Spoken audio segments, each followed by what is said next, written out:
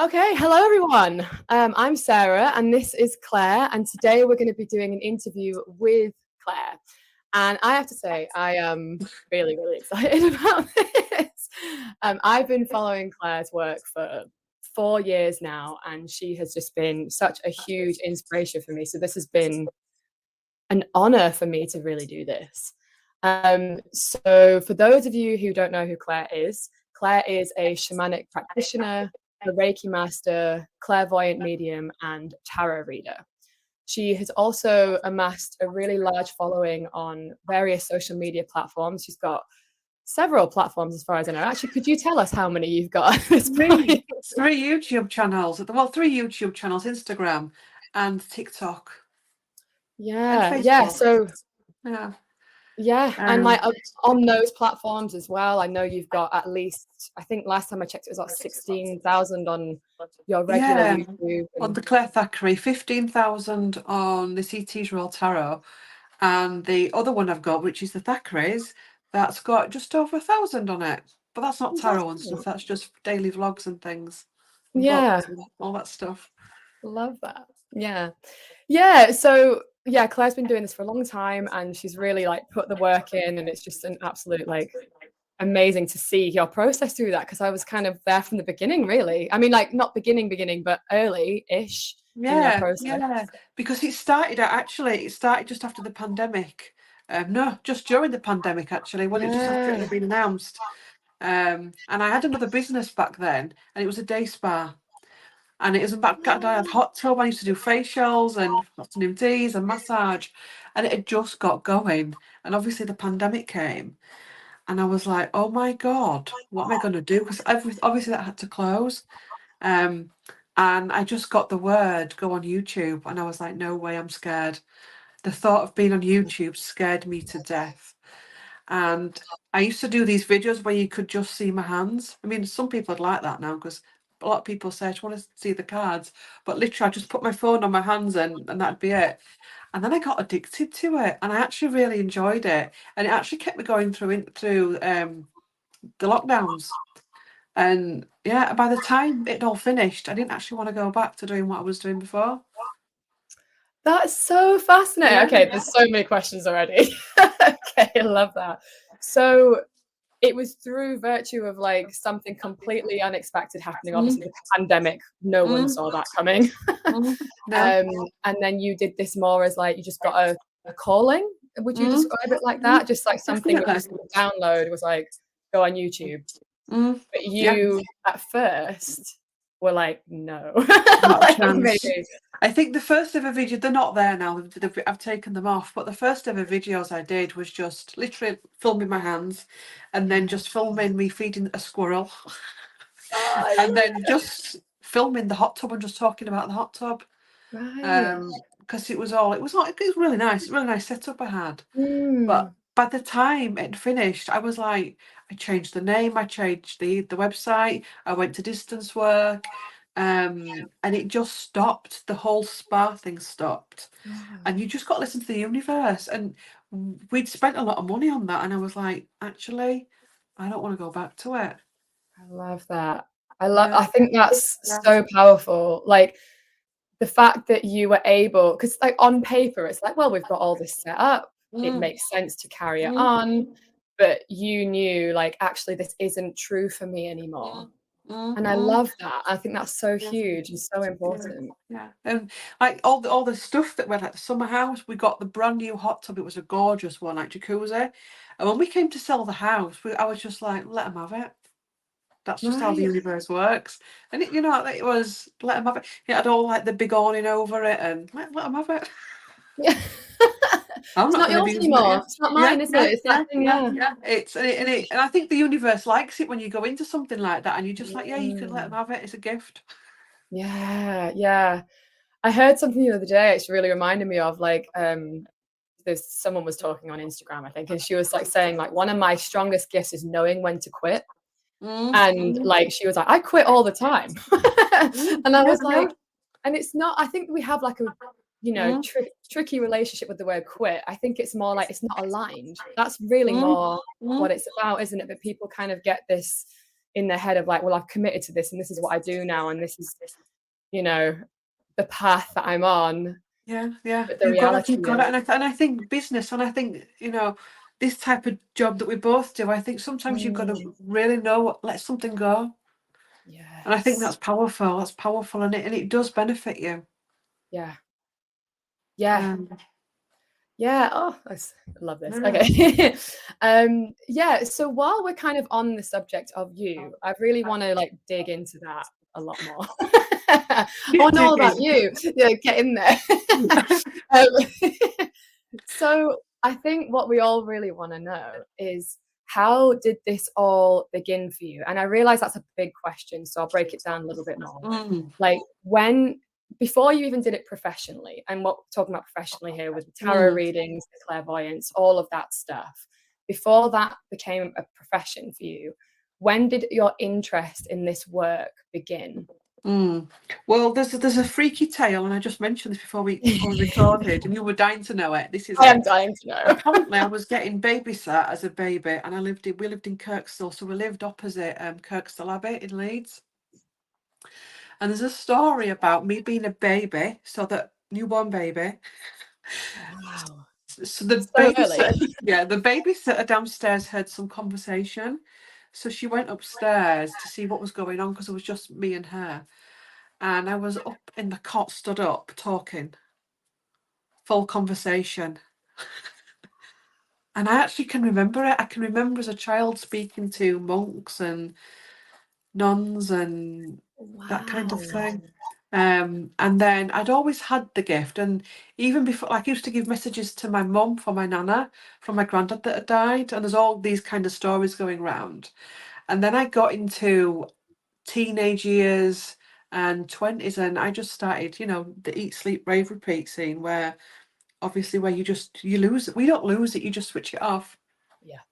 Yeah. And my family had always been into it, and they'd always done like readings and crystal balls and stuff, and spiritual circles and spiritual churches.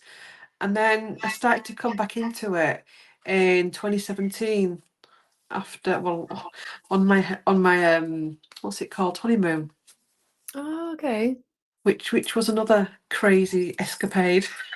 Yeah, can we hear more about Of course, yeah. This is I that? have shared this before, but it is a crazy one. So previously I was a dental nurse. So I'd been a dental nurse, I think, for 15 years in the same place. Mhm. But I was desperately, desperately unhappy there. Honestly, it was just not for me whatsoever, for various different reasons.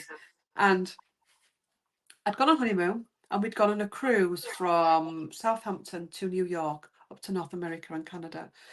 And I was fine. Got on the ship, and we were sailing over, and literally I was sensing so much. It was unbelievable. Became so unanchored. I was talking about shipwrecks that we were going over that I had no idea that we were going over. I started sensing stuff to do with the Titanic, because we sailed around where the Titanic is. Saw all kinds of things in the sky. Um, just literally by the time I got into New York, I was so hypersensitive it was untrue. And I remember sat on the coach, because we got a coach trip into New York, and I was like, every cell in my body was vibrating. And like New York, when you've just become hypersensitive, it's not a great Yeah. place to be. Because it Everything might be was the like, worst. no, we went to what's it called, Strawberry Fields, where John Lennon, they say his ashes are buried, I think. And I started to communicate with him, and at that point, I was like, I'm not, I'm not. And Right. then we went to, because we went on a tour, then went to where the 9/11 was, and I started to commune with this spirit, and it was just like I had a really weird experience there. We were walking around, I thought, actually, I'm better than I thought I would be. And then my mouth just went dry like it was full of sand, and I couldn't breathe. And I literally said to Gary, I need water or something, I'm going to collapse. I couldn't breathe. It was like I'd swallowed sand. And lucky, I don't even know where it appeared, but a water stand appeared from nowhere. And we got a bottle of water, and I just threw it down my neck. And I actually shared that story on my own channel afterwards. And somebody actually said, some of the Americans said that they did swallow a lot of sand. When the buildings went down, the locals actually swallowed a lot of sand, because it would, and all that, Yeah. dust and brick dust. Which one is the one where you know there's clairvoyance, clairaudience, and then there's the one where you get the senses? Is that Clairsentient. clairsentient? Yeah, so it sounds like a It bit was of like that. it was all happening at the same Wow. time, and it was quite scary to be. And I can understand why people get Mm, scared by it. yeah. And then I came back and I went to see a shaman, and she like said, the issue is usually when someone comes to me, I'm training them how to open up the crown, the third eye. She says, but you have just gone woof, and it's just Yes. gone. And now Yeah. I'm gonna have to train you to close it down, because she said you're just so open, you're just like you're at risk, because when Yeah. you're like that, so much more can come in. And I appreciate it now when I see it in others, and I understand what it is, and how Mm. scary that can be. My immediate Yeah, thought was like it sounds like a Kundalini awakening, but when you're yeah. not grounded in the Mm, lower chakras, mm, mm. then it can be really sort of, yeah, almost dangerous in a Yeah, sense. and, It's and like, and we know ooh, we know now as well that Atlantis is it the Atlantic Ocean. mm, So it's probably the best place, but possibly the worst place to have an awakening on all that mm, water. You know, right. look at Titanic and all the energy in that sea, and it just went. Yeah. Uh, Yeah. So in that moment, like, so I think there's something here about like you mentioned, and I resonate with this a lot, by the way, that feeling of like, I am crazy. Like I mm, like I wonder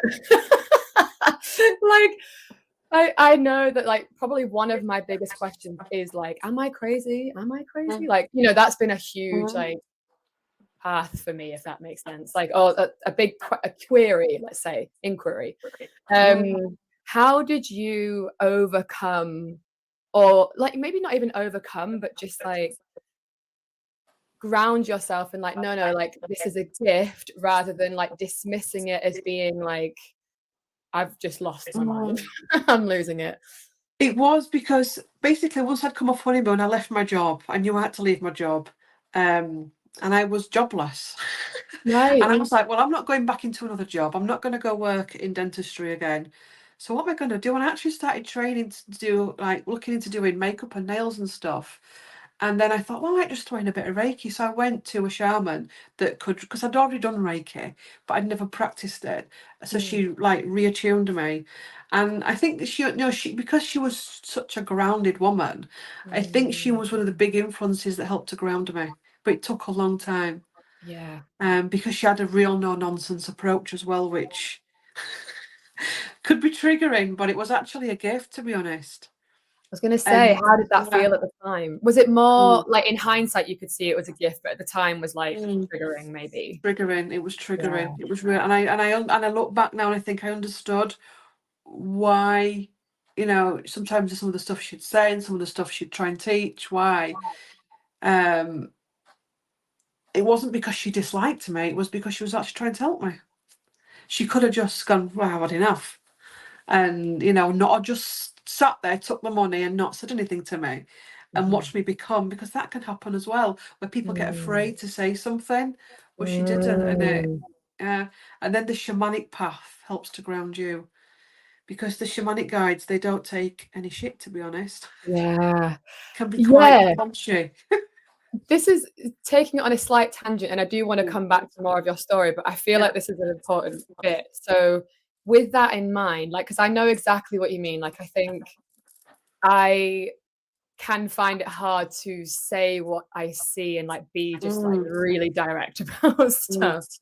How do you cope with that in the work that you do? Because obviously that is so much of what you're doing is delivering what you see, whether mm. that's through readings, whether it's through shamanic healing, all of the above. How do you see that now, and how do you cope with the kickback from that? You've just got to know that you're doing the best you can with what you've got at the time, and the stuff that we do is not easy. And I think actually it helps to actually sharpen your connection to spirit, because when things do go wrong, they're going to be the ones, they're going to be like your bosses, the ones that you're going Mm, to go and talk it through with. And it's a learning curve. And I think also being open that sometimes you can get it wrong. You can not understand it at the time. It can be difficult. It's confidence. I've had Yeah. sessions where we've not even thought about it and we've just been doing it. And then and it's been flowing, then when you think about it, you stop and the doubt comes in, it just kills it.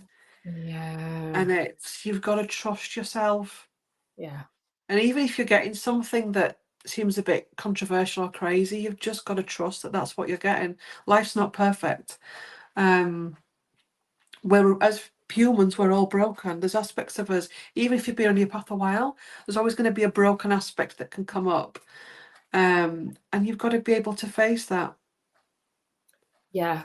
Yeah. I think that's, I'm glad I've asked this question, because I do think it's it's hard in this line of work. Like if someone was watching this and they were kind of thinking about doing this for themselves, I think Do you know that's what though? important. It works the other way. The first ever reading I gave, well, it was the second, I gave her this reading. She was like looking at me, just staring. And it was amazing. Are you going to do this? You're going to do that? And it was one of those really cheesy ones where you think, God, this sounds just like a clairvoyant that's taking money, that's telling her everything she wants to know. You're going to get a business, you're going to move house, you're going to get a horse and all this stuff. And at the time she was fuming. I could tell she was fuming, and she actually trolled me. And then couple of years afterwards, I received a text and she said, I just wanted to say I'm really sorry because I went for you.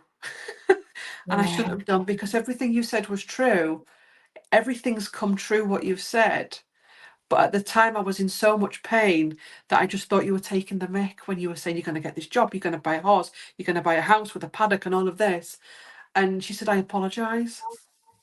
Wow, that is So it works both ways, fascinating. doesn't it? You're damned if Yeah. you do and you're damned if you don't. Well, there you go. In a way, I mean, doesn't that answer the question? It's like, well, you can only assume that people want the quote unquote good stuff. I always think good stuff, right? Because Yeah. ultimately we're here for it all, right? Yeah. Like we're Yeah. here for the good, the bad, the ugly. Like we're here for a human experience, and humans are inherently flawed and all that.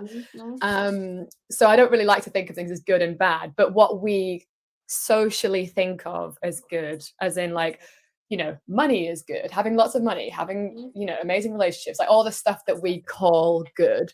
But actually what you're saying is that you can deliver that message with complete earnest truth, and yet people will be like, nope, don't want to know. No, I don't want to meet anyone or get £1 million. No. Yeah. How dare you? Well, exactly. Yeah. Because like actually it's all about our ability to receive that. Because even if all of those things, you're seeing all of that, actually, if someone can't receive it, then that might be really hard to hear. Which is just fascinating. So maybe that I'm sort of thinking that was the second person that you ever did reading with. Like that's probably a really important one for you actually to discover that early on. It's a journey. It is a really journey. I think you've got to try and embrace it and understand it and see all the different aspects of it for what it is. And also as well, you'll be brought clients that will be teachers for you as well.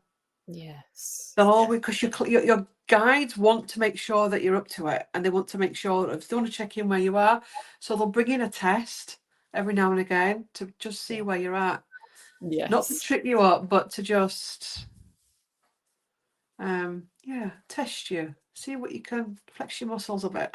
Yeah. Yes. I absolutely I connect very much with that. I've worked with, actually, I don't work with clients in the same, I don't do it with tarot actually, but I've worked with clients for 10 years, like one-to-one.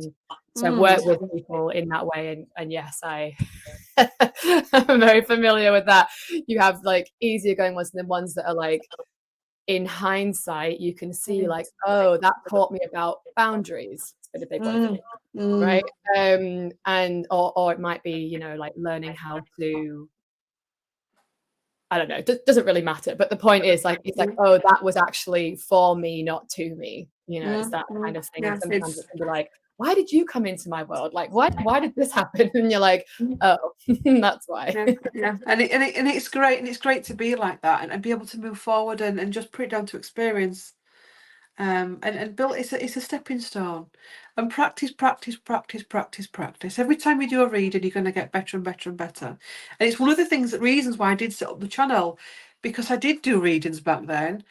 And it's like, well, actually, if I'd have just lounged and forgotten about the job, you lose your skills. If you don't use it, you lose it. Mm. So even like setting up a YouTube channel is a great way to keep yourself.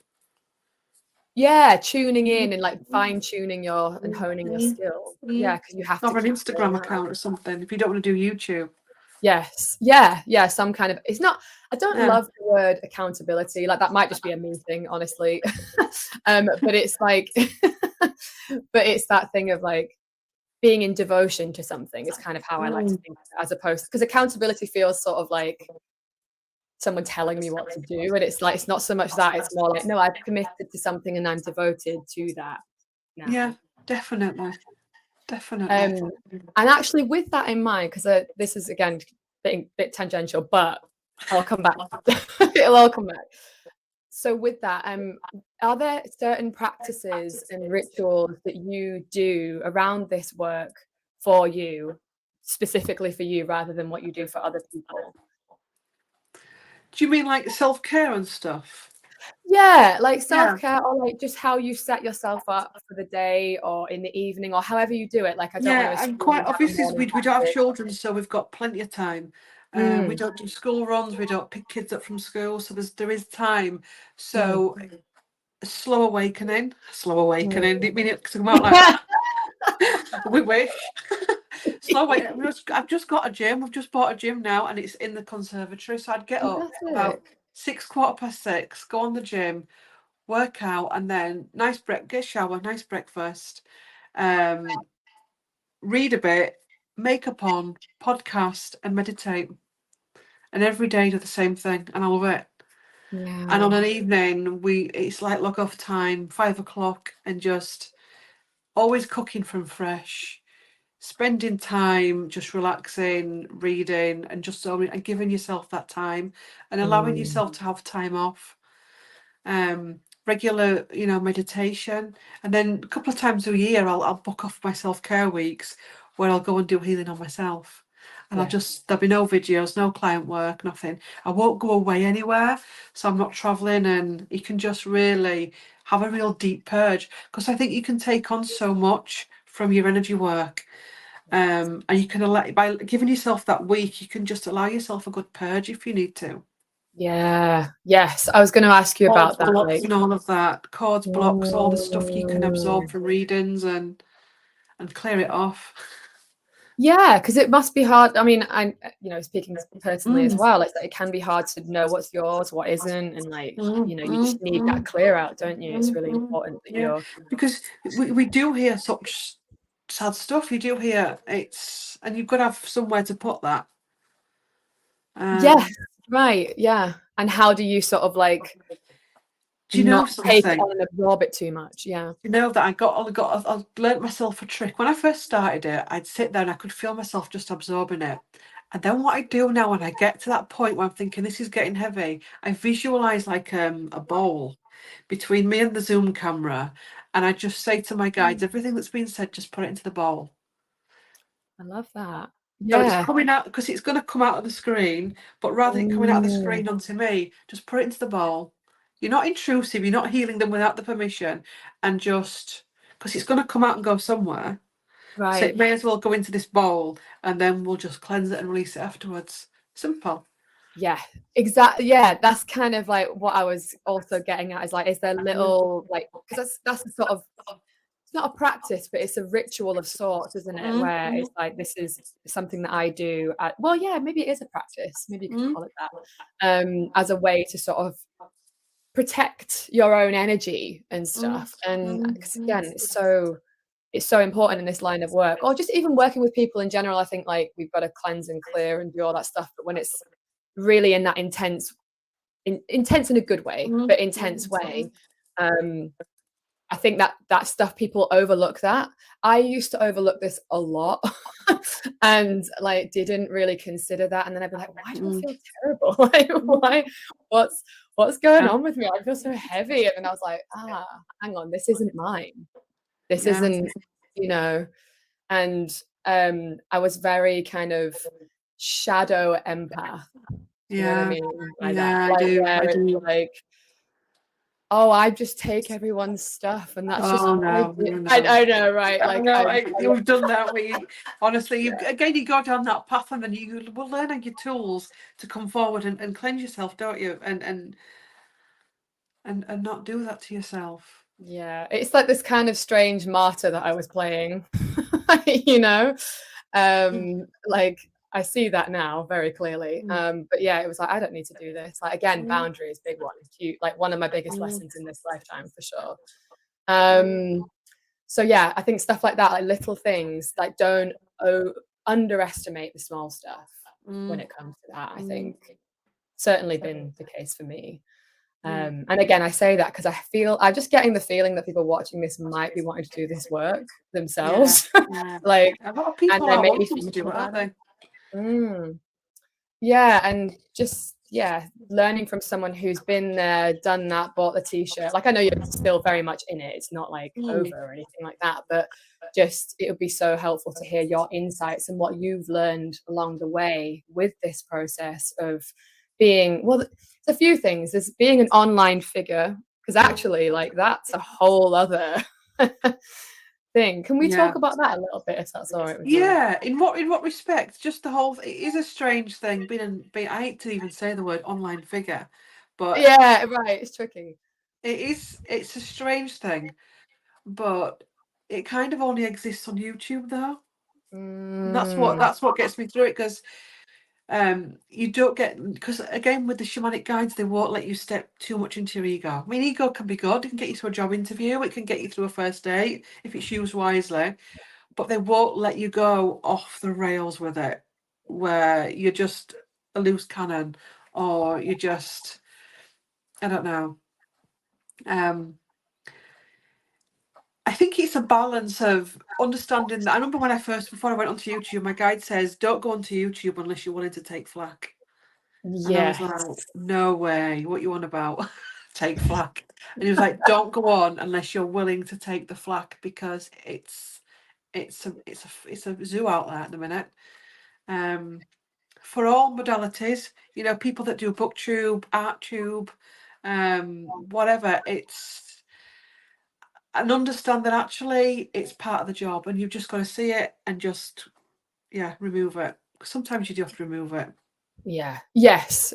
We've talked about this sort of briefly off the air, where with certain things, it's just like, I don't need that energy on my page. I have control over this. I don't want that there. And that is completely up to you, if you want to have that or not. And looking after your commenters as well, your followers, because we've all gone onto a channel and put a comment and we've just been slammed, and you got to watch out for that as well. That's a very good point. It's like you're sort of the leader of this community, and it's like, what do I want to expose people to? And there's a responsibility. It should be, the comment section should be a safe space, not a toilet. It should be. It should be. I've gone on to other channels where it's like it's whoa. The comment section is nuts. It's not just spiritual pages. It's all kinds of pages. You think, oh my god. Yeah, absolutely. I think that's so true. And trolls and spam and all of that, and yeah. So, what would you say to somebody? Yeah, again, I know you've kind of answered it here, but I just kind of want to go deeper into this because it's a really big one, and I think it is an energetic theme that we're seeing at the moment of this fear of like actually being seen, because something that you've managed to achieve so well, and I think this is why you do so well online, is that it's so clearly you.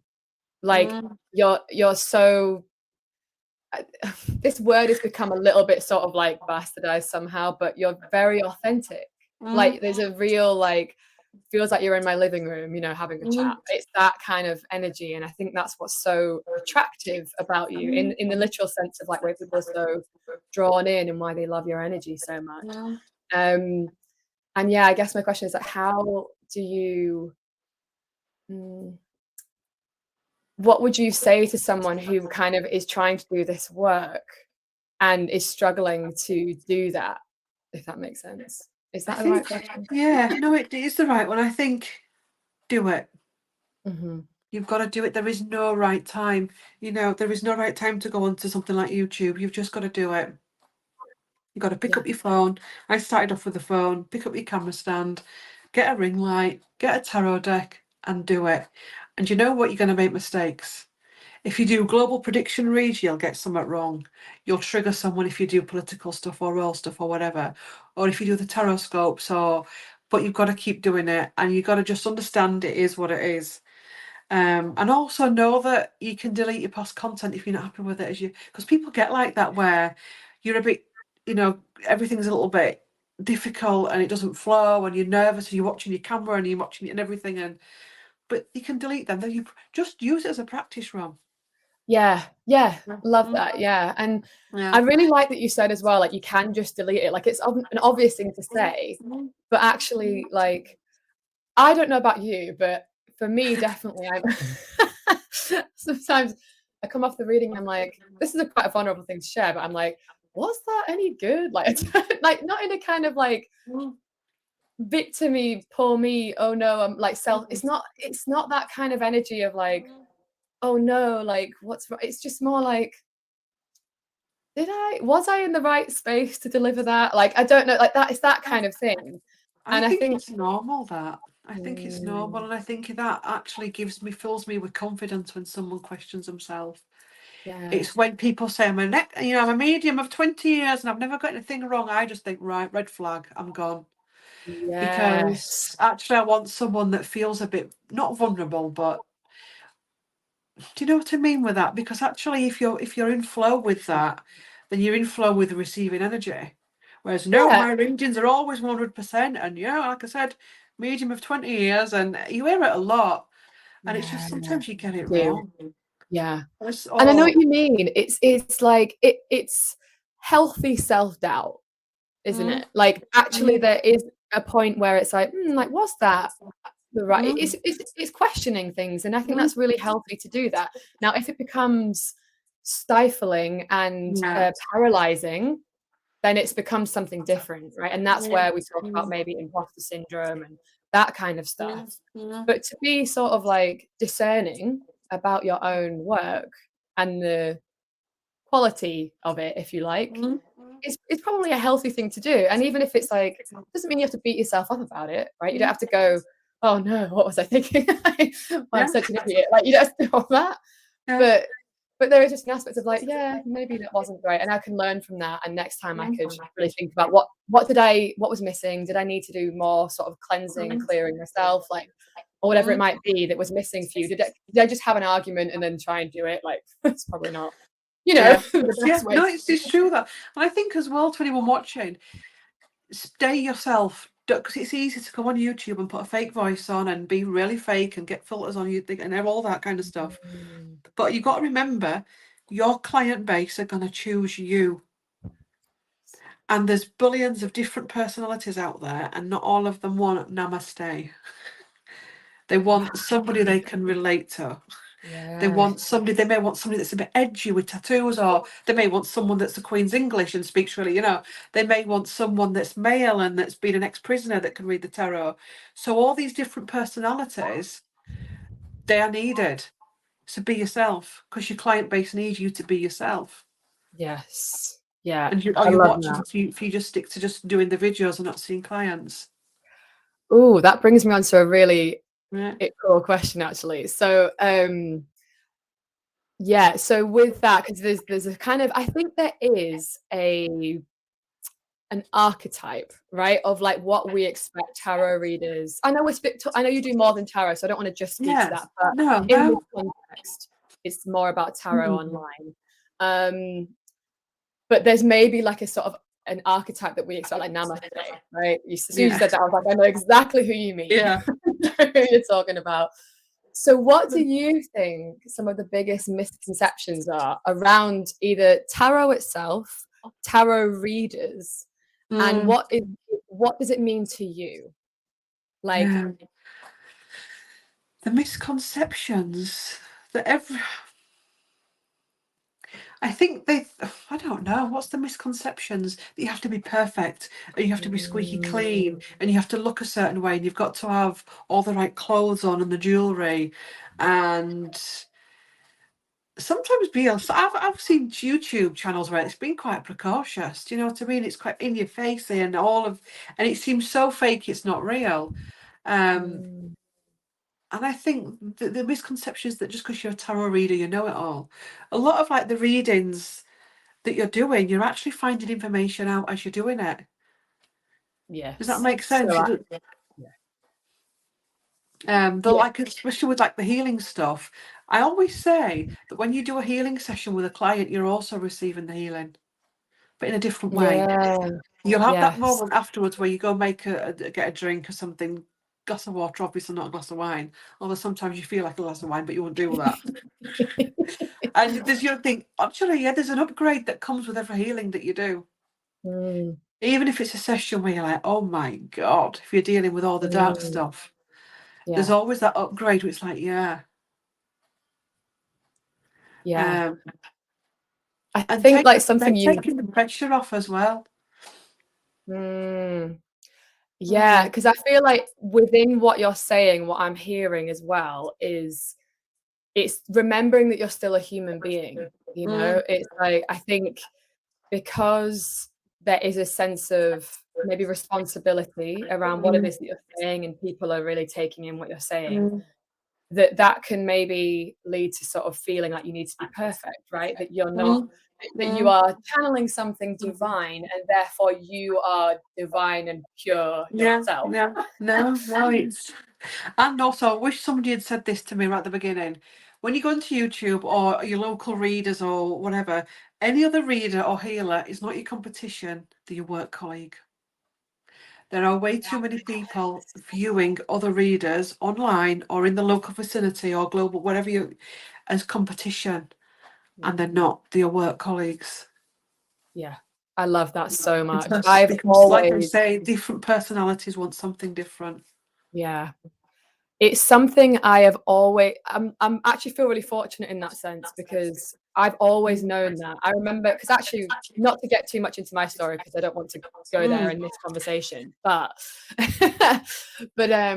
I started out like so the clients I work with actually in the gym as a personal mm, trainer. So that was where my journey began and mm, you know, getting healthier and fitter and all that kind of stuff. And that was 10 years ago. And I remember because it's a very masculine environment, and I don't mean mm. just men, I Yeah. mean the No, no, energy it is is. very masculine. Yeah. It's all about results and the end and the drive and the whatever, all that stuff, right? Yeah. Get it. And at that point, that's what I needed, and I needed to integrate my own inner Mm, masculine. mm, Anyway, so I remember feeling like everyone was like competing. All the personal trainers were mm, mm. competing with each other for clients, right? And I was like, "What are you on about?" like, Yeah. like that. Like we're friends and colleagues, Mm, and like mm, not only that, but I have absolutely no doubt that people will come to me because of my energy, and they'll go to you because of yours. They're mm, looking mm, for very mm, different mm, things, and there is enough for everybody.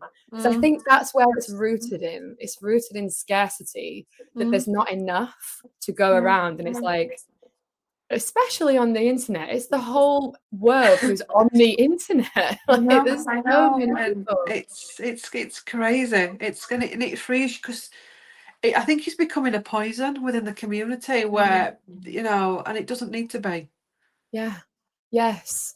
And And I it's think like, that's what helped to take the witches down in the first place, the fact that a lot of the witches turned against each other and didn't support when one oh, was taken down by the patriarchy, rather than the other witches coming in and standing with her, they let her fall. yeah. Or him Yes. if he was a wizard. And it's Yeah. happening again. It's happening again. It happened to Atlantis, and it's happening again. Yeah. That's, My you know, readings are that better than yours. I predicted that better than you. I got this first. I got that first. Well, I can feel this. And it's like, it's just senseless. it's Because crazy. if you've got 5 mediums around a table and said, right, I want you to read on 9/11, they'd all pick up different fragments. Yeah. Might Yeah. similar themes throughout it all, but they'd all see different energies, different fragments. There'll be none of them wrong. They will all be bringing their own equal gift to the table. But you'd get Right. so much competition in that circle. And Yeah. even if they don't voice it, it'd be this. Why don't do circles and stuff? Because it gets crazy. Yeah.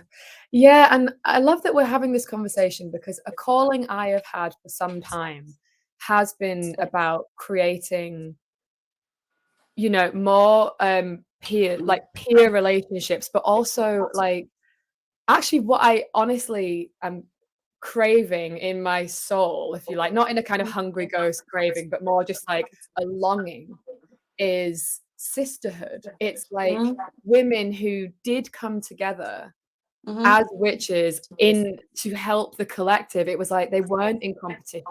I know mm, this to be true. Like, I know that it was not always this way, and I mm, know that there are certain people who are meant to be bringing that back now. Like, we need it mm, more than mm, ever. This, like, we were always a team. We were not supposed to be pitted against each other, and I mhm, feel like there's something about that at the moment that I'm like, we need to stop seeing the lack and the scarcity and, like, to realize, like, you mhm, know, I am you and you are me, and we're on the same mission, or, mhm, like, not the same. We all have our own, like, individual but also collective missions, mhm, and the more we have on the team, the more we can actually accomplish that mission, right? So it's like cutting off your nose to spite your face or something if you see yeah, them as separate and other, and it's like ego self, right? Rather than like yeah. the one that connects us all. Mm, mm. And I think as well, being confident enough to refer clients on. You get a lot Yes. of people that won't. Like they'll listen to a client say, like, I don't know, I need someone that can do shamanic healing. You think, well, I'm not going to tell you. They go, oh, I don't know any shamanic healers. And I just think that's just crazy. People say Yeah. to me, like, I'd love to do hypnotherapy. Well, go to that person then. And Right. Yeah, being refer being out. Yeah. unafraid to say, actually, sometimes your reading may not be for somebody because they need something else. They might need someone that works more angel based. Um, Right. or they may need actually someone that wants to channel a dead relative, which I don't do at the minute because I find that exhausting. But you may know someone that can do that really well. Right. Yes. And And just be, like know just your being limits as generous. well. Know your limits as well. Know what you can do and what you're not, because otherwise you can end up in trouble. Yeah. Yes. Yeah. It's like knowing your scope of practice, so to Mm, speak. And mm, also like, yeah, just being generous. I think mm, generosity is like, don't like the challenge with generosity, I think, is that when we are generous, we actually get loads back in return. But I also mm. wouldn't want to do it for that reason, right? It's Yeah, like yeah, I'm being generous to be generous, not so like, there's a hack. yeah, If I'm generous, it's like you missed the point there. yeah. But No, no, it's right, so it's right, it's true, it's when true. you don't think about me and you think about us and we and everybody, then you receive so much more. But I think, yeah, it's remembering like it's about service and connection and not, Mm, what do I want? I need this, I need that, and like I need the money, I need that, whatever it is. mm, That mm. energy is Definitely. like so repellent. Like Yeah, you're just yeah. not gonna get what you're looking for anyway. Yeah, no, Um, it's an adventure, isn't it? It's an adventure. mm, And more readers are going to, and I think as well, sometimes there's a time to step down as well. Um, to actually, say you stick, because you find to be fair, a lot of readers do this, where they'll read for a certain time, then they'll go off into teaching, rather than you get people that'll say, I'm not retiring, I'm going to be a reader. And you're like, there's younger people now coming up to want to read or want to do the healing side. Why mm. can't you become the mentor? Elders, right? Yeah, yeah. And you say you become so ill because they keep doing it, and it's like actually you can let that go and become the. I can't wait for that bit, me. I'm only planning that. I'm only joking, but seriously, it's. I think it's a good thing to not want to hold on to it, to become the other Mm, side, because I yeah, think a lot of upcoming readers and healers are going to need really good mentors. The world's yes. batshit crazy. Yeah, yeah.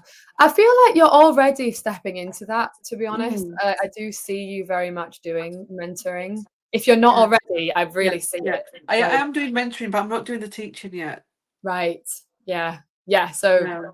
yeah, I could see that coming more and Uh, more. I'm curious to see how that journey progresses for you, actually, because I think we'll see that. It's really interesting. I love that. It yeah, excites me to yeah, think about yeah, yeah. And that. I think it's a good thing, and I think more people should do it. And and Mm, it's I think it's needed, and I think it's going to be more and more needed. And I think as well, when you're doing it, to be honest with people that come to you as well and say, because don't make out as it's all perfect, as though you've never had a bad situation, because they're Mm, going to need to hear the horror stories, to be honest, because yes, there are yes, some. yeah. And I I think, bet. being honest and open about it all, what's and all. Yeah, yeah. I was going to say, are there any that you'd want to share Yeah.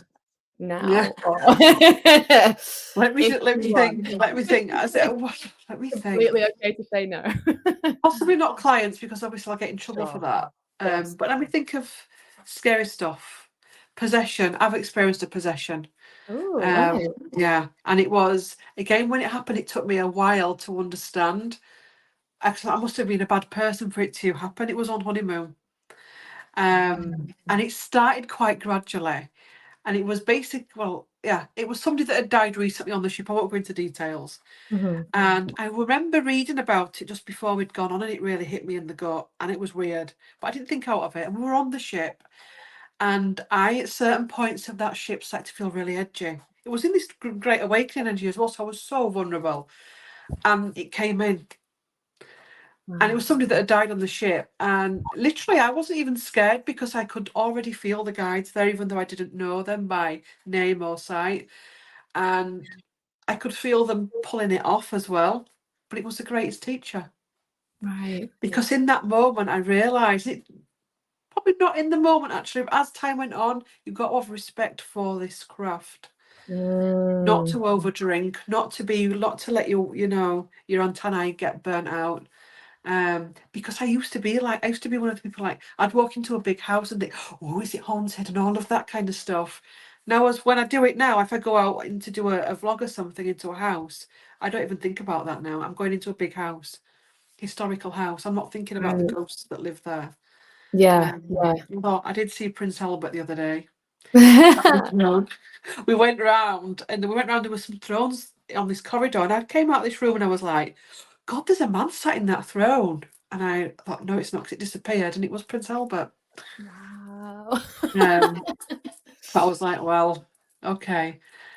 So yeah, that's probably one of the most scary ones. Mm, Um, and I've seen other people, 'cause I used to do ghost hunts as well back in the day. Not mhm, not as a medium, just as someone that pay and go along. And I mm. saw people getting possessed. And I saw tables getting kicked and tables flying across rooms, and Wow. yeah. Yeah, that's But so there fascinating. is a dark side. I've seen a demon as well. I Mm. remember when I was getting ready to do a practice session years ago. Well, just when I first started, and I saw a demon across the garden, and that was my first experience into demon removal. Thanks.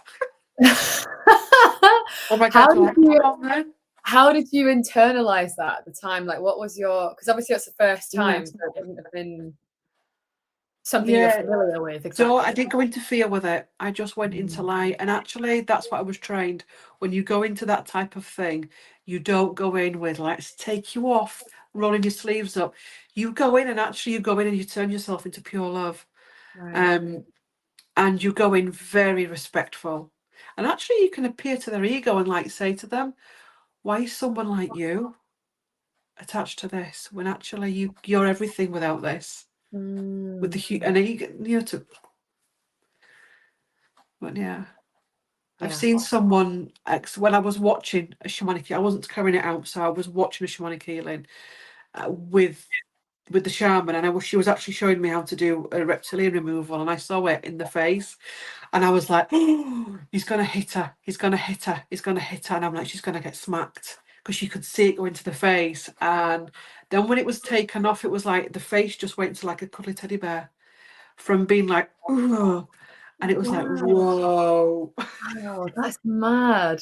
It's obvious that they're almost like, they almost come to. It's like, whoa, themselves, and it's like, oh my God. That's so fascinating. Yeah. Wow. Yeah. But yeah, because that all started for you really young, didn't it? And then Yeah. you Yeah. actually, yeah, I do want to. Sorry, coming back to the beginning again. So, it, so you were very much in that from birth itself. Oh, and Um, not forgetting, we actually lived in a haunted house. We moved to a haunted house in Motown, and that had a possession in it, poltergeist. And actually, I was a little girl with pigtails then, because I'd grown up out of being the baby. And I remember something saying to me, there was some, like the old-fashioned Christmas balls you used to have that were made from glass. And it said to me, I want you to pick up the ball and squash it in your hand.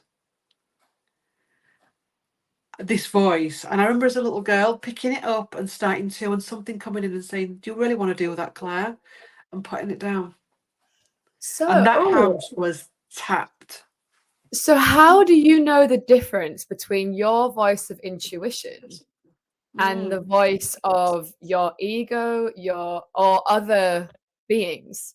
How, like, because I think this is like the ultimate question, right? I don't know if you've been asked this before, but I've definitely been asked this before. Where, how do you know? Because a big part of the guidance that we might give is like, listen to your intuition, listen to your intuition, right? That's a huge part, high priestess, right? So how do you know when, like, personally, what's your experience? I know this is a tough question. This is the question. No, it's a good one, because your guides and your higher self will be of love. They'll even say to you, leave it. It's not worth it. But when you get that, tell them straight, Claire. You know there's something. It can be your ego, it can be a trauma. I've had situations with people I've thought, whoa, I know what this is. I know what this is. Step back from it. I'm not playing. And you can tell. Because it's always about tell them straight, do this, speak your truth. Like, it's all aggression and do. Whereas your intuition and your guide is all about love, and step back, breathe, balance. Yeah, because I really, really hear that. I think, like, one of the distinctions I've found with it is, like, when it's ego, it's quite reactive, right? Which is quick, aggressive, fast acting, go. Like, it's not a lot of forethought.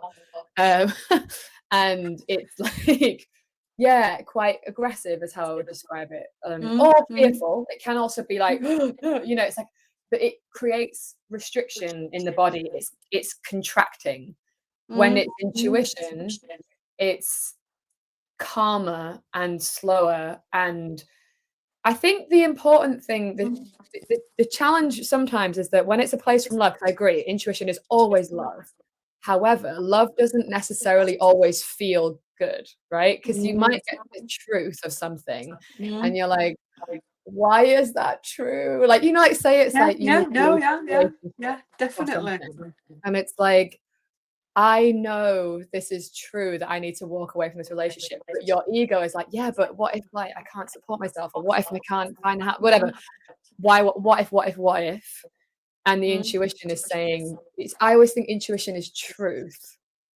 It's the voice of truth. Yeah. And that doesn't, sometimes it's lovely and it's like, oh, that's so welcomed and easy and right and aligned and jolly and all that stuff. And other times I'm like, no, I wish I didn't know. Yeah. It's because you got to be careful what you want the answer to as well, because you'll get the answer. Yeah. And sometimes you may not want the answer, because people say, oh, I'm struggling to connect to my guides. It'll be because at some point they said something to you and you didn't like it, or you didn't listen. It's like if I came to your house now and every time I came to talk to you, you went la la la la and covered your ears and didn't listen, I'd stop coming. And the guides are the same. They stop coming. They're still there and they can still be called back in. But when we do that and we don't listen, because sometimes it is tough love. Yes.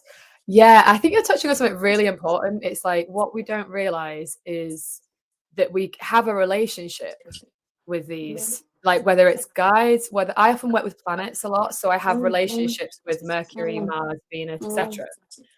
They're beings. They have their own energy and their own entity. And it's like, it's kind of like, say you want to do some, Venus magic, for example. And Venus is the planet of love, pleasure, beauty, all the things I'm sure you're very aware of. But for those who are listening that aren't aware, like, so you might work with Venus for relationship magic. But it's like, if Venus was a person, which I think of her as a kind of being, right? Yeah. And I like never communicate with her ever. And then I'm like, oh, can you just like help me with this thing when I've never, it'd be like, imagine if she was a person and you'd never met someone before and you immediately asked them for this huge favor. Well, It would be a yeah, bit yeah, like, well, you haven't cultivated any kind of yeah. relationship with me yet. And it's not that, they're going to tell you to like piss off or anything. No, it's correct. It's correct. Yeah, But there is definitely. a sort of like, I'm going to give you offerings. I'm going to like listen. I'm going to cultivate and Mm, embody this energy mm, and mm, show that you're willing to be on that frequency with them before you mm, go in being like, can you just help me get an awesome relationship, please? mm. Like, you know what I mean? Like, Yeah. Do you know, I've just had a great download that can actually simplify this, because think about this. Think about the world we live in now. No one talks to their neighbours. So you're walking down a street and say you sense something behind you, a weird person, and you're like, I need help. Are you going to run to the door that you don't know who lives there and get more trouble? Or are you going to run to a door that you've got a good communication system going with a trusted neighbour? right. And it's the same with the guides. Why would you? It's okay. You're going down you're going down somewhere. You need spiritual protection. I'll call in Michael, but you've never worked with Michael. Right. Right. That's what I've just got for that, which is so Yeah. actually we should be building these communications with our villages, our streets, so that we can actually reach out more. Yeah, because it's a Yeah, respect as well, isn't yeah. it? It's like, well, they also have their own energy and they Mhm. kind of want us to be in connection with them. But yeah, I think we have to be mindful Yeah. that And they want being things in return. careful. Yeah, and being careful where we take them, because I was always taught that be careful where you take your guides. It's like, what? Mm, Well, Clay, if you're going to go into the local pub that you know is a rough place, you could say if you're on your path and you've just started your path, you go, oh, that'll be all right, I'll take the guides with me. What? So you're expecting these mm, beings of light to come into this pub that's full of all kinds of things?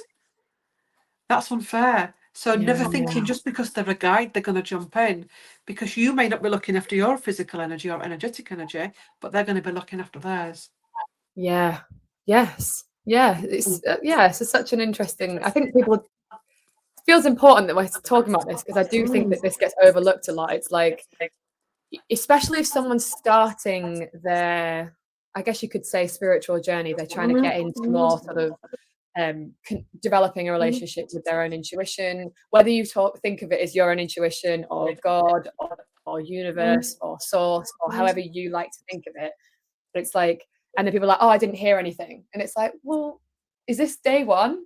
Because, Yeah, it takes time. like it's practice. Like, Yeah. what do we call meditation? A practice. What do we Mm, call tarot? A practice. Like, it's all practice and mm, devotion and mm, commitment mm, to these things. Otherwise, and it's sort of crazy. Like, I do think we live in a culture that's very like, I want it now, and mm, it is, mm. and then people just go, oh, it didn't work for me. I tried meditation. I'm like, did you though? Like, I Yeah. say that with love, but like, have you really gone in with Mm, it, or is it mm, something you mm, tried once, didn't really feel anything, or you had huge expectations around the process as well, of like, oh, mm, this should be this way, and mm, then and then it's like, yeah, but you have to keep going, right? It's like mm, going to the gym on day one and expecting to be like a mm. bodybuilder. That would be insane. It Like, takes time, doesn't it? And mm, as well, and you'll know this yourself, when you start this work, there's a period that comes where you don't get any clients. mhm. And that's the period that triggers you and derails you, because you think you never go, that's it, I'm going to go back to work.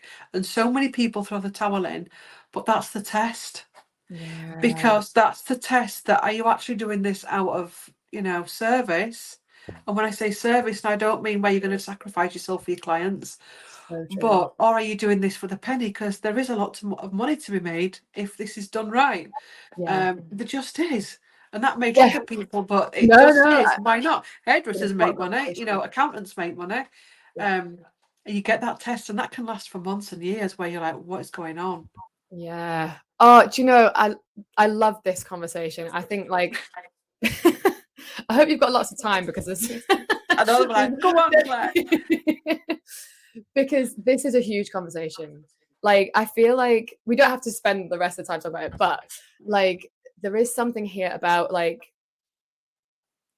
in that beginning bit, like you say, when you don't have clients, it's like, that is a huge test. Mm, And I think the challenge is that there's two things that are happening simultaneously. Like, it's always remembering that you're doing this through out of service, like keeping the intentions behind what you're doing as a means of like, I'm doing this because this is true for me to do this.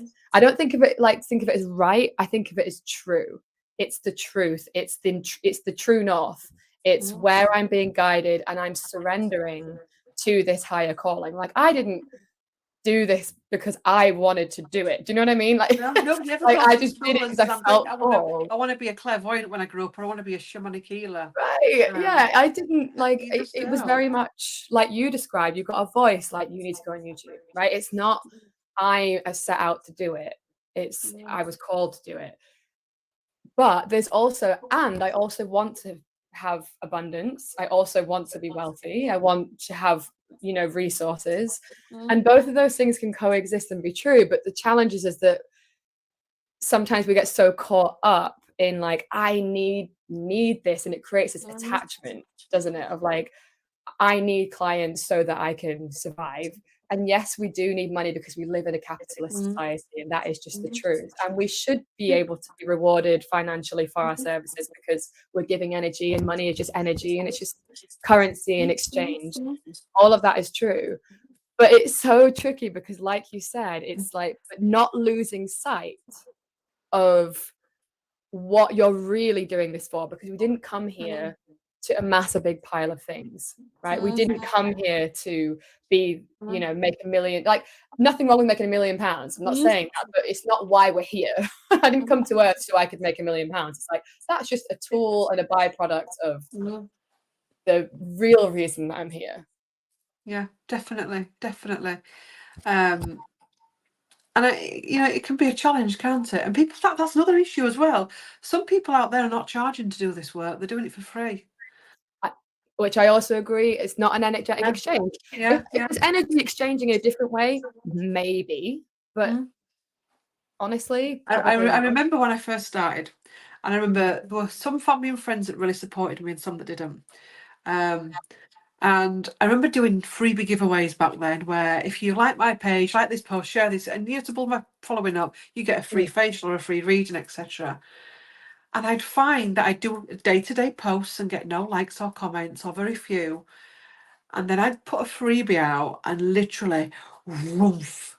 And you'd be like, oh my God. So my posts are getting out, because we like to blame, the algorithm and say the posts aren't getting out. And I got to a point where I got quite disgusted with it. And I was like, that's awful. Yeah. These people, and some of these people I knew, and I thought, they are watching and they're not even liking, commenting, sharing, subscribing. And yet you put the energy of free out, and it was like, That's really interesting, yeah. actually. Like, yeah, because I don't know what happened. There's a few things that's come into my mind as you said that. Like, so yeah, one of the things is how did you what did that teach you, do you think? Like, where did Not to do it. Not yeah to do it. Not to do it. Even if somebody just gives you an exchange where they'll say, can I, I don't know, say they're on a florist and they'll say, I haven't got the money, but can you give me some flowers? That's fine, but just value yourself. Because if you don't value you, how can you expect anybody else to value you? Yeah. And it will only trigger you when you realize it's because of your lack of value in yourself, I think. It's like the reason it's like, just I know the emotion disgust very well. I'm going to be very honest about that. Disgust is one I work with a lot. But what I mean is, like, it's always a teacher. Disgust is always a teacher for me. And like, I'm like, oh, like, what am I disgusted? Like, what's this mirroring back to me? And if it's like, I'll also go a lot into like, that's not fair energy. And like, I'm very aware of the shadow aspects of myself. Yeah. It's very like, oh, so if I do this for free, like, and like feeling like I'm being taken advantage of or something, like that's a big one. And then it's like, but what I realized, it took me a long time to realize it, to be honest, was, oh, like that's not, of course they're doing that because it's the energy I am giving out. If I'm not valuing me and then I'm expecting them to value me, then of course, like I'm not good, and then I'll be mad about it when it's up to me to value me, right? That's what it's Your really, the time. real invitation is about. And And I've had a the lot way of, you do attract in the ones that just want to take from you. yeah. A great And then story. you get resentful about it, and then it's like, well, I'm the one that let it happen. Yeah. A great story that puts it into perspective. This isn't me, it's somebody else it happened to. Somebody approached them for Reiki and said, can I have Reiki? But the thing is, I haven't got any money, but I need it. Okay. So this person says, yeah, okay, I'll do your Reiki and then pay me when you get paid. That same week, because they were friends, that same person that couldn't afford the Reiki went off and got facial surgery at a private clinic, got the Botox and the scrapes and stuff, all of that. And she said that was one of the most biggest lessons ever. Yeah, and that just encapsulates everything, doesn't it? So perfectly. Body or soul. Yeah. And she actually said, you know what? Because it was done as part of a teaching. You know what? Your body will one day rot, or it's going to be burnt to ashes, but your soul goes on. So if you're investing the money in the body, why you're not investing the money into the soul as well? Yeah.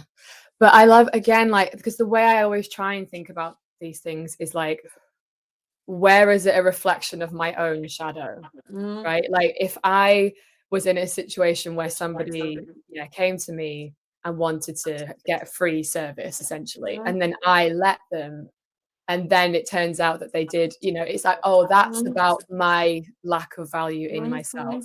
I can be mad with them if I want. But really, it's like, they're mad with me because I invited that. Or like, at least they might not have invited the initial conversation, but I had a choice in that interaction, and I made this choice, and I'm mad about my choice in that, where I could have said no. And I love that, you do have to learn the hard way sometimes. That you do just, I've been there definitely with people where I've trusted a lot. Like it's been like, oh, you could pay me later, and then they haven't, and that kind of stuff. Like, that happened quite a lot of times. Or you'll get, I've chosen you because you're cheap. Yeah, and you're like, oh. I've had that. I've chosen you because you're cheapest one on YouTube. Well, okay, thanks. And I was like, now I'm going to increase my rates. Thank you. oh my God. I've chosen you because you're cheap. Ooh, just feel into that. Just feel into that. It's like, whoa. Yeah, ouch. Okay, so I'm gonna have to put my prices up now. Yeah. Yeah, and again, I'd love to hear your thoughts actually around, like, so, because there is something to be said for practice, of course. Like if you're really new to something and you just want to try it out and things, how would you do that in a way that doesn't sort of compromise your own like professional integrity, and also allows you to develop your craft, but not in a way that's just sort of, do you know what I'm getting at? Yeah, do you mean like journey? Oh, flashed off then. There we go. I think we're back. Yeah, do you mean the where you're just starting out, when you're starting to build up a practice? Yeah, or like even before that point. So let's say you've just started reading tarot for yourself, and you're just getting into that side of it. Again, I know I'm overly focused on tarot. I do want to No. Practice with relatives, practice with friends. When you get a little bit better, do donations. Then when you start to do your classes and stuff, when you start to work with other mediums, you can do energy exchanges. Practice. Start off where you do a reading and then you go to the book and check your answers with the reading. Yeah. Don't be afraid. The reason I ask is I think it can really go the other way, where people are so like, they hear everyone saying like, charge your worth, although I don't really love saying it like that actually, because you are inherently worthy. It's not like there's no price to your worthiness, right? It's not about that, but your service has a worth, right? Not you as a worth. But but yeah, some people kind of get so caught up in like, yeah, like I'm gonna do that, and it's like actually, but you haven't put in the time yet Yeah, there's to a lot of develop that, your. isn't it? Yeah, so it really can go the other way, where it's like I'm gonna charge like £200 or whatever, but you've just started, and I think there's like a balance to be had of like, yes, don't cut yourself short, but if you overdo it, then that's also lacking integrity, and there's a balance, isn't there? Yeah. There's a weird thing at the minute, and it's Claire. I booked a session because I want to be a shaman. And it's like, Oh, right, interesting. okay, shaman, eh? Mm. You want to be a shaman. Well, that's shaman is something totally different to a shamanic practitioner. Well, okay, let's think about what healing do you already do? I don't do any healing already. Okay, have you had shamanic healing? No. And it's Right. just like this, but it's not just this field, it's a lot of fields at the minute where they're wanting to jump the lower rings, and they're the lower rungs of the ladder Right. are actually vital.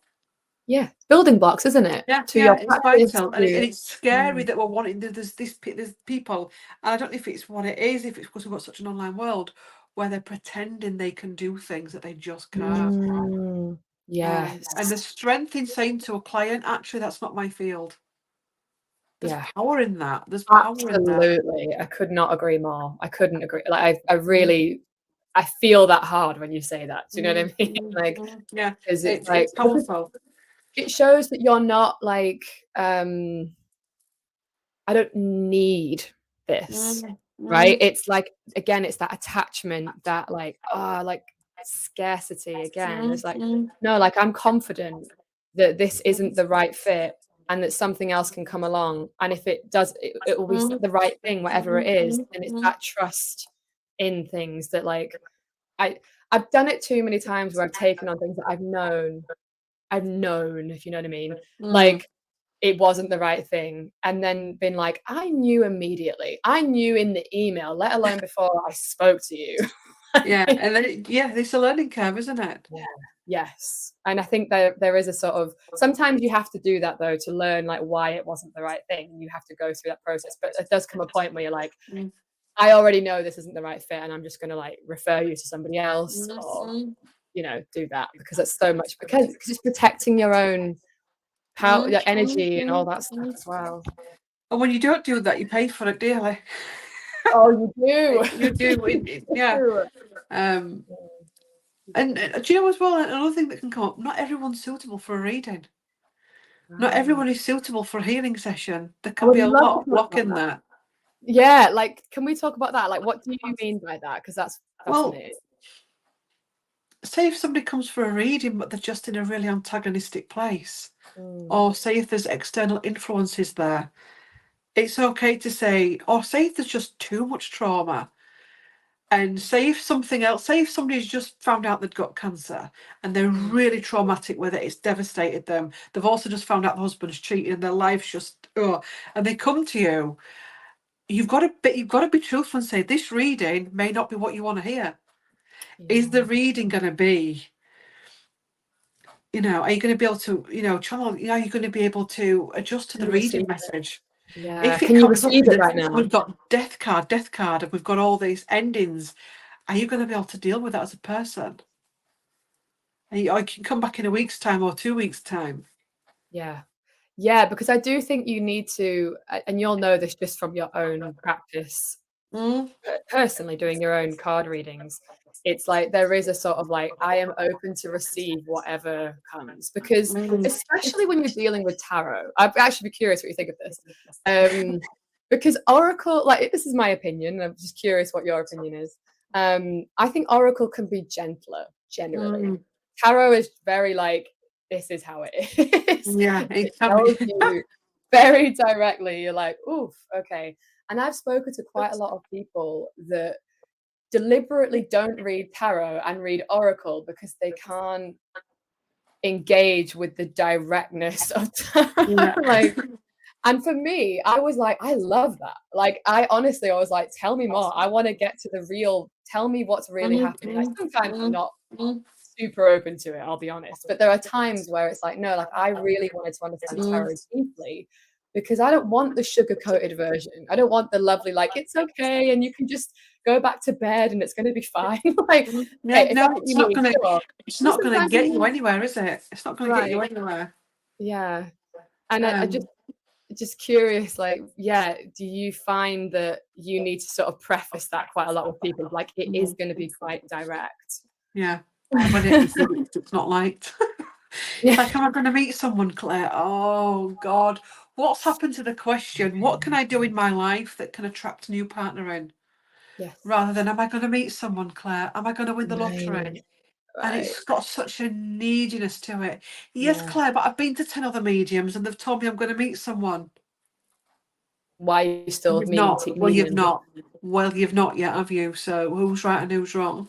Yeah. Yeah, and also, like, it begs the question of, like, why are you seeing 10 mediums? Mm, You know, it's like, mm, well, you're just not happy with the answer? Like, you know, there's an inquiry there, isn't there? yeah. Like, And why another would red you flag is when they start the session slagging other mediums off or other healers off. I've Mm, been and I can't find a nice one, and it's like, whoa, yeah. yeah. People can have bad experiences, but when they start off that with, I've been to 5 readers and oh, it was terrible. It's like, Yeah, nah, you're going to be number 6 yeah, and you're going to be talked about when she goes to number 7. yes, absolutely, yeah. Um, Yeah, actually, that leads me on to a question, like, around what do you think good questions are? I actually think this is a good question because I think that people don't always know what to ask.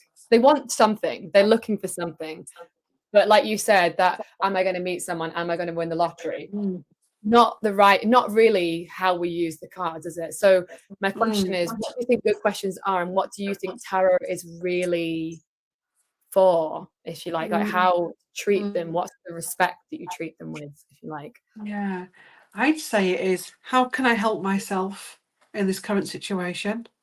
Mm, What part of my shadow is at play here? Never great been asked any of question. this, by the way. What I part of my shadow is at play here? love that. Um,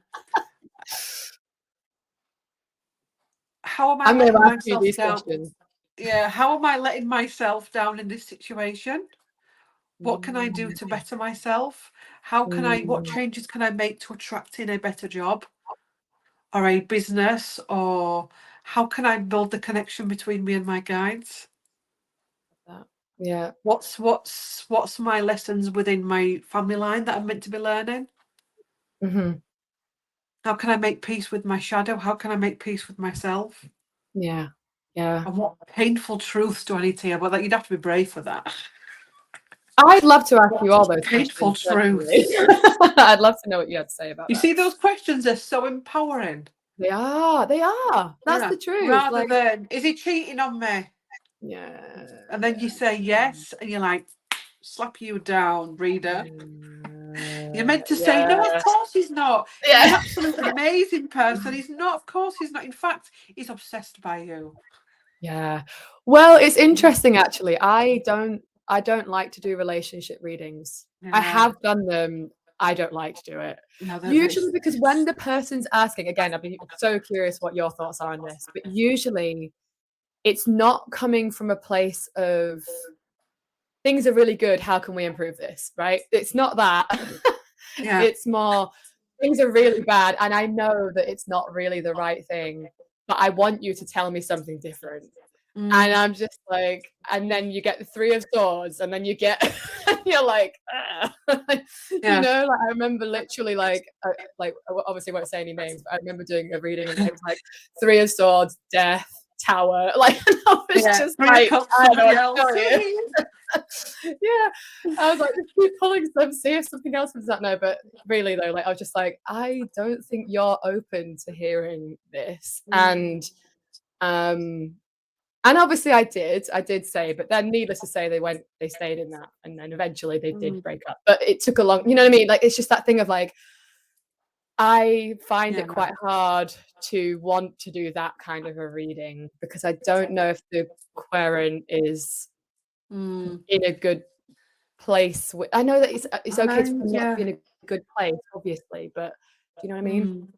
I think one of the things as well is, and I know more and more people are starting to look at this, and I'm doing it more and more myself, is trying to deviate them away from that, because into using the tarot as a healing tool rather than a prediction tool, because I genuinely think that there are so much struggle at the minute, and people are in such a place of that you've got to be so careful.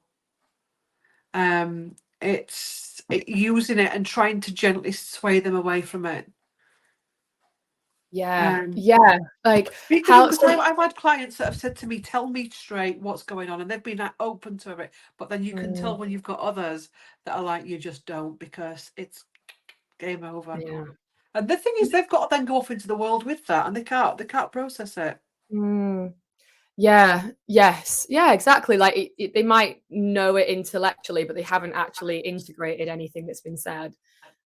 Which again, it's like you were saying, sometimes you're just not ready for it. It's not a judgment on them. You're not like mad with them if they can't. It's just yeah, there is a time when you're like open to receiving like the truth of things and seeing things for what they are. But I love what you said there about like using tarot for like healing and not so predictive. And I'd love to talk about that more, because what does that sort of look like for you? I know you have talked about this, but yeah, I if you think could it's go more for deeper. life guidance rather than predictions, because predictions can be quite fluid. Right. And I think, if I said to you, "You're going to get this," you're going to, we can do it, but it's not empowering, I don't think, in the energy that we're going into and the world that we're going into. I went to a reader years ago. I mean, she's still doing it, I think, and it was one of those. She must have had hundreds booked in a day, and you basically paid her 25 quid. This was nearly 15 years ago. There was two of you waiting in a kitchen, and there was one having a reading, and it was in, out, in, out, in, out all the day. And she just threw loads of predictions at you, and some of them were cracking, but some of them were like, "What the hell?" And you left those things. They were great because you were told about you're going to meet this man, and it was quite very, very, very correct. But actually, it was like, but where can I take that?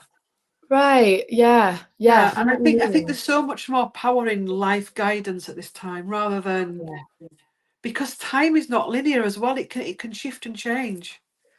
And that Yeah. can flip somebody out if you say in 6 months, I mean, we've all done it, in 6 months' time there's going to be a new job, but say there's a delay and it's coming in 12. Or say if actually there's something that needs to shift within them to bring that new job in. And it's also on the basis of the like energy that currently happens. It's not like fixed exactly. Like it can depend on, this is a potential, but it's not like fixed. And I think like, yeah, again, like this really, really connects to how I think of tarot as well, is like the predictive part. The part that challenges me about that as well is like, I don't ever like to think of things as like, you're going to get this, you're going to get that, is because not there's anything wrong with it Yeah, no. exactly. But the challenge is that, well, actually, we want the mystery. Like this need to predict and to know what's going to happen feels like fundamentally maybe a lack of trust in things unfolding.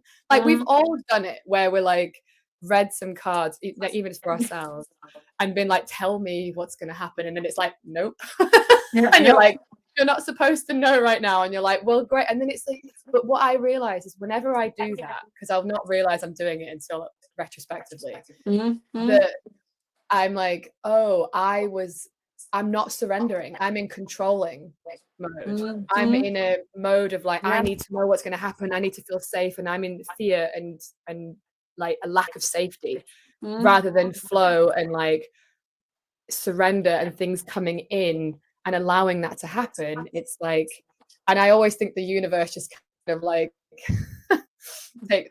it's just silently taking like the piss out of me. Like, you think it's like, you think you can get an answer right now. That's so funny. Like, you cute little human, you. Like, it's sort of laughing at me in trickster sort of energy. I always get that back. So, It's interesting. We're living in interesting times, aren't we? It's yeah. Yeah, just do it. If you're sat there, you've just got to do it. There comes a point, and even if it doesn't work, it's not meant to be for you. At least you've scratched the itch. Yes, yeah, that's And really I true, tell you isn't what, I think it? that's truly powerful. If you did go down and thought, I'm going to set up being a reader or a healer, and you start doing it and actually realize it's not for you, there's power in that, Yeah, because that frees you then to go on and do what you're meant to be doing. yeah. But there's a Or lot it of could take limbo you. energy. That's so true. Like, and it can also, like, sometimes you might start something thinking it's this, but then you realize, oh, it's actually that. But if I hadn't Mm, done this, I wouldn't have mm, mm, gone on to that next stepping stone. So it's like, let's say it was tarot on YouTube, and you mm, go, actually, like, I'm more into astrology, and then that's the mm, path. mm. But by doing the tarot, you realize it's more. For Yeah, instance, definitely, definitely, yeah. definitely. But yeah, so coming back to you, I really want to know more. So I do think that we did need to go into that around, like, if someone's listening and wants to do it, but maybe Yeah, we've gone yeah.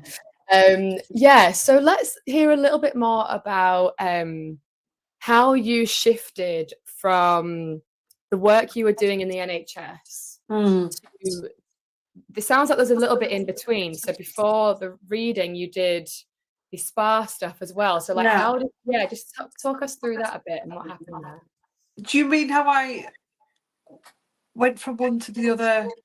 Because obviously I worked in the NHS and that was toxic and there was all kinds of things going on Mm, there. Um, and then, yeah, I just went from one day, I had a meeting with the manager basically.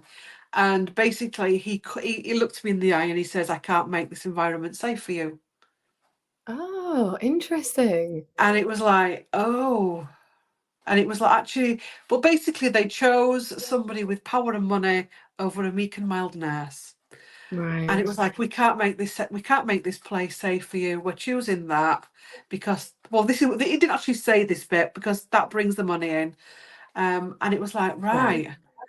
And it was just like, it's time to leave. And my husband, well, he wasn't my husband, then, he was my fiance. We were about to get married, and he said, just leave, just walk. And then I went on, obviously got married, went on the honeymoon. um, and then I just knew when I was coming back into England that I didn't want to stay there. And that I Mm, didn't want to go back. And it was kind of scary, but liberating to just hand your notice in and yeah. actually allow yourself to be vulnerable, to have to rely on. It Mm. wasn't relying on somebody else. It was just, you know, Being trusting. supported, isn't it? Yeah, Like, yeah, yeah. yeah. But I Allow, didn't and that, just. I had a routine every day. I didn't just sit on the sofa and I'm not working anymore. I did online courses. I did, did housework, did self-healing. I kept myself busy. yeah, yeah. And then I set up the spa. We moved house, set up the spa, so that kept me busy. And then even when COVID came, I still kept myself busy with that and didn't give in to this whole, oh, poor May, what will we do now? And you go from Mm, strength to strength. yeah. Yeah, I mean, I think that's really powerful that you actually were able to allow yourself to be supported in that way, rather than trying to sort of, like, do it all yourself and Mm, not receive the support that someone wanted to give you as well. It's like, that's a huge gift and a mm, blessing, and mm, that's so lovely, and, like, and mm, yeah, and by you, because you could have said no, and you could have mm. been like, "I'm not gonna do this," but then where would you be now? I Where would, know. and it's Dead. so, like, think about where you are Possibly now. dead or something, to be quite honest, because that's where it was Mm. going. Um, Can we hear more about that? oh yeah. I mean, I do have to be careful what I say about it because I Of do course, get of watched. course. Yes, of I do course, get. I understand. I've already had a warning to watch what I say online. But basically, I was raped by a consultant. Wow. Not there's no basically about it, to be Yeah, honest. yeah. And just went on a total chaos drive. My life just spiraled. Um, 2 years of counselling, different therapy, victim support, rape counselling, NHS counselling, which worked wonders. Um, and that's that. This person actually left, but then they started to come back and they started to intimidate. Mm. And I went to the main person in charge of the hospital and said, he's coming back, which is fair enough, but he's intimidating. Mhm. And they were like, yeah, because this person brought in money to the hospital. Wow. Oh my gosh. And it's Just the like, sheer injustice what? of that. Welcome to the Matrix. Yeah. Yeah. But actually, it was a gift because I'd have still been there now. Well, yeah, I'm curious how you reflect on all of that now, because my immediate thought was like, I hope you take this the right way. Yeah, no, That good. makes so much sense that something like that happened to you. I don't, and what I mean, like, let me just clarify that. No, makes I'm sense. It not does make for a sense. second rationalizing Mm, what happened. It is horrible, horrendous. But mm, what I mean is, like, the spiritual teachers mm, always have. I mean, I want to say always. I do think mm, that is that there's the hero's journey for a spiritual leader is to go through something horrific. that's what you've got to do. It's the wounded healer, isn't it? The wounded healer archetype. Yeah. And that is so much what I mean, you're a Cancer sign as well. Like, I just see that so much in you. This, like, I was like, what? I have to be honest. I'll just be really. I was like, where's the darkness? Like, what happened? Yeah. Because it's so obvious to me that something had to happen for you to be who you are, what you're doing now, in the way that you do it. And hearing that, I'm like, I'm not saying that's the only reason you got into all of this, but I'm like, yeah, I see it. Now, that again, that does not. I want to just for anyone listening to this, because I No. know that could be No, extremely yeah. triggering. But what I mean is, like, it doesn't make what people do to us okay and acceptable, and trauma is a very, very difficult thing to deal with and to heal from, and it can be years and lifetimes of work. But I have to say, like, I think I'm not saying that I want all of my spiritual teachers to have, like, gone through what you've gone through, but if there's not some kind of dark night of the soul, I don't know how they can come. It's like you need to go through something challenging. I do kind of think that. I'm curious what you think of that upon reflection. No, definitely. It was the gift that kept on giving. And but it took years to get to that. And actually, I remember Yeah, my guide cool. saying to me, wait until you see the soul contracts between you both. And it was Right. like, oh my, I had to go through it. That was, I mean, especially with the shamanic path, you have like a death of the soul. You've got to go through that as well. I had to go through that. I had to have that experience. And that day when he came back, he had to come back that day to do that, because otherwise I would never have left. So that's how you get the double-edged coin. It's like, yes, this is the abuser, but there's also the teacher. Yeah. Yeah. It can be really, I know that can be triggering, but Yeah. I am so thankful for it, to be quite honest. Now I am. Old Claire was off my rocker, really, to be quite honest. Yes. Medicated with alcohol and all kinds of things. But now I'm so there's no animosity there at all. And I'm thankful for it, because I'd have still been there. Yeah. Yeah. That's And painful lesson, but, like, yeah. And again, yeah. I really don't ever want to be the person that kind of like, yeah, well, at least you're okay now. Like, that is the worst. Positive Like, vibes only. don't do that. Namaste. Yeah, exactly. Oh no, no, I It's cannot. Like, come love on. and light only, and I'm like, no, like, look, yes, of course, I like love and light, but I'm not that person. No, Like, do you know the latest thing now, where you get told straight, and at the end of it they put love and light? Whoa. I know, I hate it. Whoa, Honestly, you are like, a nope, love and you're light. the dangerous one. Like, you don't know your own darkness. You know, you've not had that. It's like that. Like, sorry, this is completely tangent, but I'll come back to it in a second. But because I use Aleister Crowley's deck, and the amount of shit I get from it. Oh yeah, because he's so, like, dark and stuff, and I'm like, like, but at least he understood his own darkness. I know it's complicated, I know it's controversial, but I think there's something about, like, I'm not. If you think I'm love and light, and I'm only going to use, like, pure, what, do you know what I mean? I'm like, nah, that's just not. I'm not the right person for you. That's all. yeah. No, actually, and actually, you using that deck is actually helping to alchemize it in some way, Right. and actually helping to alchemize who he was. Because I actually ordered that deck, and it came yesterday. My husband was like, "Oh my god!" And I was like, "What?" And he was like, "Oh, do you know who he is?" And I was like, "No." It's just a deck, isn't it? And he went, well, I'm going to Google and I'm going to show you it. And it's like, he said, well, like muscle brand of his day. And I was like, oh my God. And it's like, and then I was like, actually, it's coming, it's too small. So I've sent it back. 'Cause it's a small deck. I ordered it a proper big deck, but it came as a small one. So I have sent it back. But actually, what you've just said there makes sense.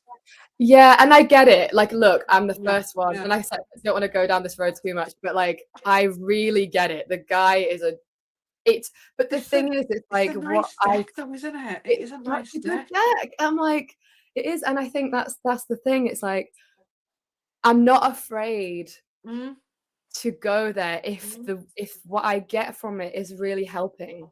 That's the way I see mm, it. Now, I mm, know that's very triggering and complicated, and I know that. mm, But yeah, I think the point is to say, like, I'm not afraid of the dark. I think the mm, people that don't ever look at it, don't ever mm, see it, don't ever go there, they're the ones that I'm more afraid of. mm. Definitely, Honestly, definitely, yeah, you know? definitely. Yeah, Yeah. because that's how you help to transmute something. Um, Exactly. We have to go there to then turn it into light, and mm, that's mm, exactly it. So, mm. but I yeah, I wouldn't have been think able to tell until I found out yesterday that that deck was dark. yeah, I was shocked. I was yeah. like, oh, I like that deck. I might actually buy it now. I'd be curious what you think. Like, have a Yeah. again, it's just I like it as well because of the astrology and it has the Kabbalistic sort of Mm, symbols on there as well. So it really brings in the tree of life and all that kind of stuff. So it's mm, really mm, fascinating mm, deck, and the artwork mm, is just so well crafted. Like every single thing on that card on the cards is just like not an accident, and I love that mm, about it. But mm. again, I would never push it on Yeah. anyone. It's just Maybe he had to go into the dark to find the colour for that deck. yeah, yeah.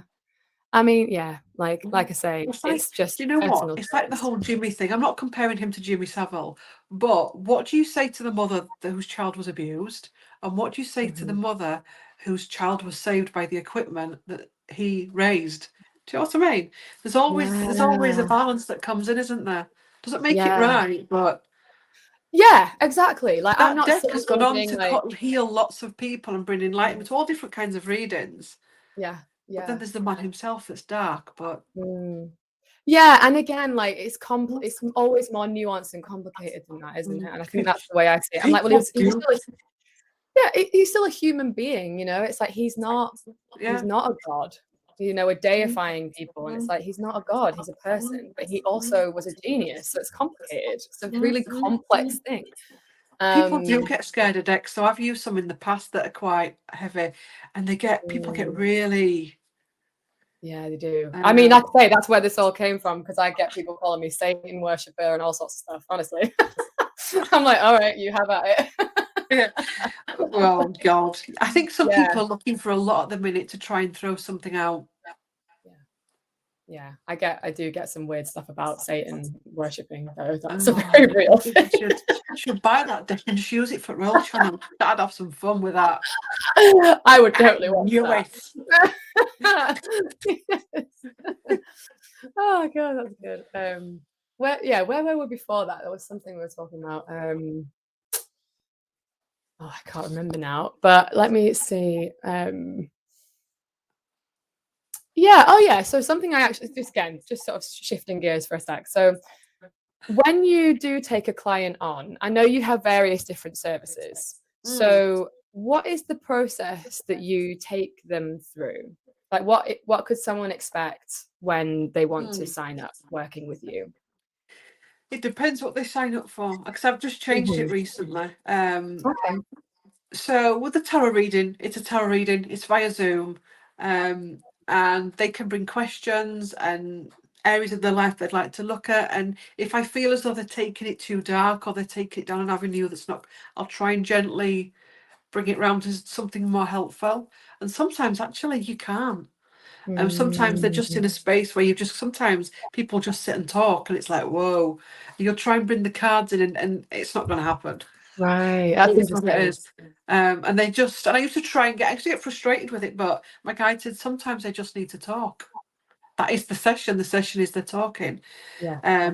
But what we're tending to do now is, usually in the past you'd come in and do shamanic healing and you'd come off the street and you'd purchase a package on the website, but now that's changing because of various reasons.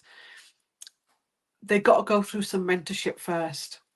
They've got to have Right. got to a stage where that's the last step, not that that's it, they're healed, rather than the first step, Yeah. because it takes some guts to go through that healing modality, because it dances with the shadow.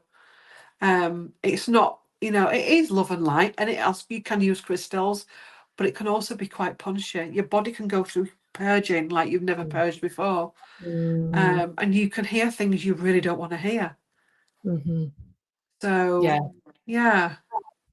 Yeah, because I think that, again, that's like it's sort of echoing what we're talking about there. It's like what we don't realize is that the love and light only comes from the dark. Like, they both have to coexist together, right? It's like, if you want more access to joy, abundance, all these things that you could call higher vibrational and love, right? We also have to address the other side of it. It's like one doesn't exist without the other. And it's when we go through that pain, through that darkness, through our willingness to see who we really are, as well as all of these things that we're willing to see, like they're easy to see, that we can then alchemize that and turn that into something really beautiful. But Definitely. so I think that shamanic healing sounds. I wonder who is attracted to that, because Yeah, that's bravery, isn't it? it's interesting because it removes entities, curses, past life healing, all kinds of things. Soul loss, power loss, cords, soul Who would it be contracts. right for? Like, if someone was like interested in that, and they were listening to this and they were like, oh, that sounds really intriguing, what would you say, like, where would they be at that would be like the perfect time for them to do that, if that makes sense? Yeah, I think the best people would be ones that are aware of a spiritual path. Right. Because when you say to someone, like in the conversation, you say, right, I'm just going to tell you what this entails, it removal of entities, and they go, what's entities?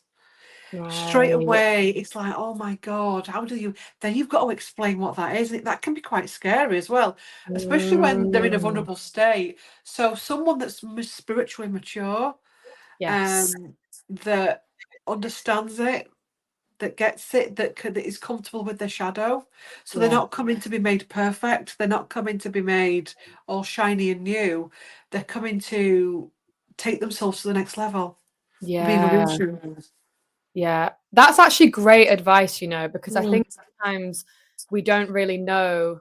I mean, again, I imagine you get this with even YouTube to some degree. Like, who are you speaking to? Are you speaking to someone who's never seen tarot in their life, or Oh yeah. someone who's already quite familiar with tarot? Like, because it's sometimes hard to know, isn't it? Like, oh, should I really explain more depth here, or can I assume they understand some bits and pieces? And that might be really useful in terms of people listening. Like, it's helpful for you to have a basic understanding of some of this stuff already, because actually it's going to be really hard for you as a practitioner to go into that depth of like, oh, okay, we really have to strip it right back. It's like where someone's at on their journey, isn't it? Yeah. And making choices before you go see a reader of what they're going to be bringing, because if you're going just for predictions, there are plenty out there that do that. If you're going because you want to speak to your dead mom, find someone that does that. You'll find they'll just press on in it and they'll book something and they'll have no idea what they're booking for. And they'll come, you'll say, no, what would you like to get from this session? I'd like my mum's just died. Could you channel her? And it says clearly on the website that that's not what's going to happen. Yeah. And it's almost like a desperation energy. So being clear of who you're choosing and what they're going to bring to the table. Yes. Yeah. Because I have done, especially early doors, where people would just, when I was working local and people would come for the face-to-face in the summer house that had no idea of awakening, ascension healing, they were just coming to see the local medium. And I remember one particular session, she was like that. And she couldn't get it. And I was like, what's going on? And it didn't realise until afterwards, she just wanted to know predictions. She wanted to, well, I can sense this, and you've got a man here that says that, and your living room's got a red carpet with a pink flower in, and this morning you had your cup of tea, but you spilled some on your carpet, and they go, "Oh God, she must be good." That's what they want. Yeah, yeah. And then when you start coming in about other stuff, it's like, That's very interesting. Yeah, because I do sometimes wonder, do people, I'll be very clear, like I say this with zero judgment at all, but do you think people often want readings just to confirm something they already know, as opposed to learning or discovering something? Because I think that we want to know that someone like, oh, I resonate with that, which means I already know. And like ultimately we do already know that. That's the whole thing. Tarot is just a mirror for something that you do actually already know. But the difference is that you are consciously aware of it versus unconsciously. Do you know what I mean? Like, yeah, no, it does so make sense. yeah, I wonder how many people just want confirmation but don't want the unconscious part to be revealed. Yeah. Yeah, because you hear it a lot. God, she knew that, Yeah, we had a red car, and you just think, oh, it's so. like And that's actually, great, the but one bit of information that could have helped you in that reading, you've just bypassed it. right. And that's what I find fascinating Yeah. about this, is like, how often do people want the bit that's actually healing for them, or the red car, the Yeah, proverbial red car. Yeah. it's strange, isn't it? It's a strange one. And I think you've just got to be honest with yourself and honest with each other that this is happening. Yeah. And that actually it had happened no matter what field you went into. If you went into floristry, if you went into, writing books, or you went into mainstream work, there's always going to be this situation. Yes. Yeah, There's exactly. always going to be people in the workplace that don't get you, that hate you from first sight. There's always going to be people that you've said something to 10 years ago that are still repeating the same story. Yeah. And they're not repeating it in as far as they're repeating in a healing way. They're the same, they're looping with it. And just make Yeah. peace with it. Yeah. Yeah. And like, actually as a practitioner, you can only guide, but it's also not taking too much responsibility for what somebody does with that, isn't it? Like, I think that can be a real challenge for people in coaching as well, where they take too much responsibility for somebody's actions and results. It's like, well, we can take the horse to water, but we can't make you drink it. It's that kind of thing, Yeah, which again feels important. not everyone's going to like you. So you're going to get clients that think you're the best things, that they'll love you, and they'll be more friends. They'll become more friends than clients, but not in an obtrusive way. And you're going to get some that think you are the devil incarnate. Yeah, They really will. And a lot of the literally. time, it's not them. Literally, it's Yeah. not them. It's whatever's there. Either the trauma, the pain, external energies. I call them external energies. Uh, friends on the shoulder. She's a bitch. Do you know that it happens? It actually happens. I know when I was trained about shamanic healing, that the entities can become really triggered before a client comes for a session. And they can bring on illnesses as well. They can bring on diarrhea before. They used to travel to me. I mean, it happened to me when my husband went for shamanic healing the first time he did. And I was going with him just to observe. I wasn't doing this work then. And he was fine. And I just ended up with this diarrhea. Sorry for the details, that came from nowhere. I'm all right I with it. remember we lived about 5 miles away from her, and I was Reiki tuned then, and I just put my hand on my stomach and Reiki'd myself between our house and hers. And by the time I got in her living room, it stopped. Wow. The stomach ache stopped, and it didn't occur to me until afterwards I actually had something on me that needed to be lifted, that didn't want to be. And I had this job that I'm doing now, that wanted to come forward, but things were pushing it back. Yeah. Had I not put my hand on my stomach, I've got upset stomach, I can't go, I would have probably never done this path. That's so interesting. Wow, like such a butterfly Yeah, moment. yeah. Like, the butterfly effect. Like, if I hadn't done this, then that wouldn't have happened, or sliding doors moment, or whatever you want to think of it. I love that. Yeah, God, that's fascinating. Yeah. Is there anything else you wanted to mention before we wrap things up? I think that's it. Oops. Ooh. That was weird. Hello. Hello again. No, I think that's it. I think we should do it again in future. I'd love to. Yeah, this has been honestly so. Yeah. I've loved it. Like every moment, it's been so enjoyable. Yeah, really, really great. And I would also love to actually just give an opportunity for anyone listening. If you did have any questions you wanted to ask going forward, because we'll be doing this again, do like a part 2 or however we want to do this. Yeah. Pop it in the comments, because yeah, I'd love to know what everyone else is kind of enjoying about this conversation, wants to know more about. Yeah, pop it in the comments below, because we're going to post it on both channels, aren't we? Yes. Yeah. Yeah. Yeah. I do enjoy this type of stuff, even though I don't do it. It's the first Yeah. time in a long time. Yeah. See, that was weird, because I was getting the knowledge that I needed to do more collaboration work, and I was like, well, who am I going to do it with? And then we should tell this story. This is so strange. So like, some of you already know that Claire and I have been connected from like a couple of weeks, very recent actually. Yeah.